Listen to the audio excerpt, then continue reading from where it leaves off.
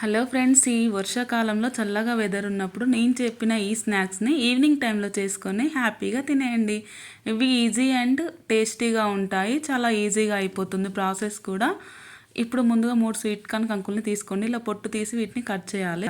వీటిని గింజలు వచ్చి చేయకూడదు, కట్ చేసి మాత్రమే చేయాలి. ఎందుకంటే అవి పగులుతాయి, గింజలు ఒలుస్తాయి. ఇలా మధ్యలో కట్ అవుతుంది కాబట్టి అప్పుడు పగలవండి. ఈ గింజలలో 2 ఆనియన్స్ సన్నగా కట్ చేసుకొని వేసుకోండి. ఇందులోనే red chilli powder, salt, 1 tablespoon ధనియా పౌడర్, జింజర్ గార్లిక్ పేస్ట్, కొత్తిమీర, కరివేపాకు వేసి ఒకసారి బాగా కలిపి హాఫ్ కప్ శనగపిండి, హాఫ్ కప్ బియ్యపిండి వేసి బాగా కలపండి.